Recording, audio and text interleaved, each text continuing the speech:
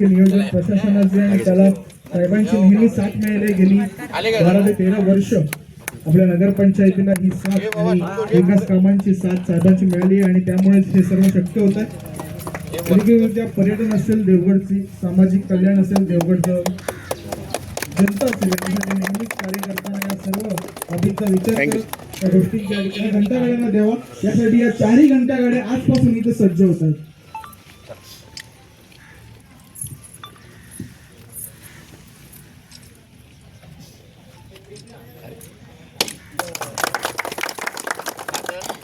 आपल्या 4ही नवीन घंटागाड्यांचं आणि ट्रॅक्टर ट्रॉलीचं त्यानंतर थँक्यू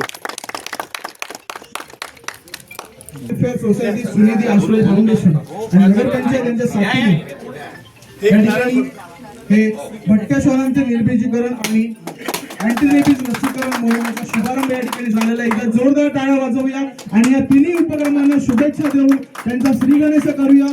आणि टॉयलेट असो, स्वच्छतेसाठी गाड्या असो आणि हा आपल्या श्वानांचा किंवा भटक्या कुत्र्यांचा तो महत्त्वाचा जो प्रश्न आपल्या देवगड जामसांडेकरांसाठी अतिशय जिव्हाळ्याचा आहे. हा तिन्ही प्रश्न सोडवण्याच्या दृष्टिकोनातून एक महत्त्वाचं पाऊल आज आमच्या देवगड जामसांडेच्या नगरपंचायतीने उचललेला आहे.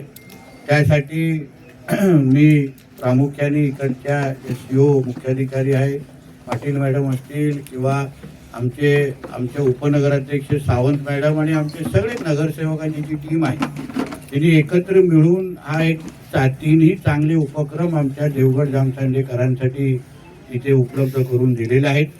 आवर्जून मी ह्या गाड्यासाठी त्या उपस्थित नाही आहेत पण वाहतून नाव घेतो. आमच्या त्या गुमास्ते मॅडम होत्या, त्या आमच्या नगरसेविका होत्या, त्या अगोदर आमच्या बुवा तारींच्या अगोदर त्या पण तिकडच्या सभापती होत्या. त्यांनी बऱ्यापैकी पाठपुरावा माझ्याबरोबर करत तारखा मागायच्या, मी तारखा देऊ शकलो नाही आणि म्हणून पण आता सभापती आमच्या बुवा तारी झाला असल्यामुळे त्यांनी त्या तारीख घेऊन तो विषय आज मार्गी लावलेला आहे.